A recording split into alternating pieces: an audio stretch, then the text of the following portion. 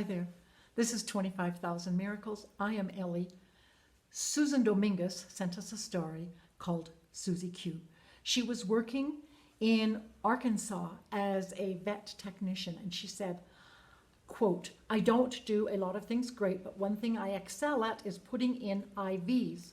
I can do it blindfolded. That's intravenous. She was in the surgery room one day, and with one of the vets, and the other veterinarian came in and asked. She said, Susan, she said, can you come and put an IV in a cat? Susan said, yes, she could. She walked over, picked up a 24 gauge needle and turned to go out with it. Only the veterinarian was standing in the way, blocking her way. And she said, what are you doing? And Susan rolled her eyes and she said, you wanted me to put in an IV in a cat, right? And the vet smiled and she said, no, it's a calf. Susan said, a cow? It's a cow that you want me to put the IV in? Is it in this building? Yes, and please hurry because it doesn't look good, the vet said. So Susan went to the next room with her, and there, lying on the floor, was this 200-pound animal, a baby calf, lying there, motionless. And Susan said, she said, I had to wait for several seconds to see her take a breath. I thought she was dead. She had no temperature. I checked her legs. I couldn't find a pulse. Finally, I found a place in her neck and that popped up when I pushed, and so I yelled for something to shave her neck and also for warm fluids. With all the poking and prodding, that baby calf never once moved or made a sound. Close quote.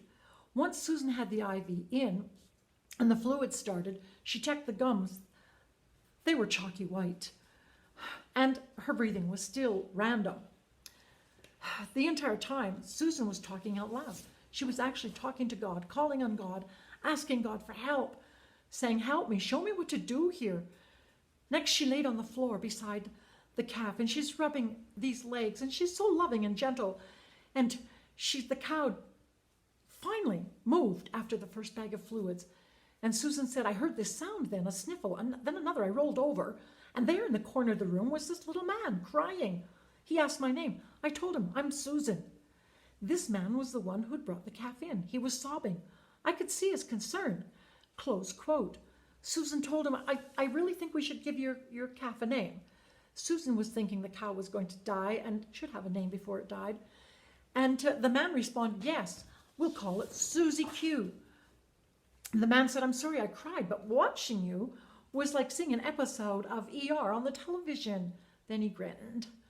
Susan began to perk up. When the man took the cow home, she started to get well.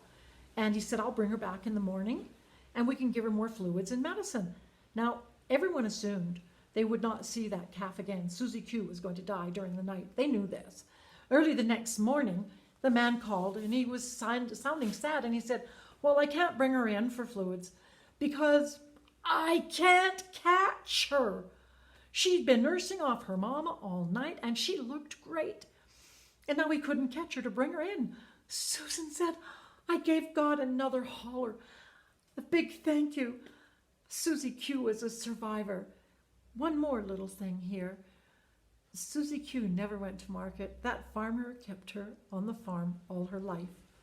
Thank you, Heavenly Father. Thank you so much for sparing the life of this little animal. And Susan, thanks for sharing this story.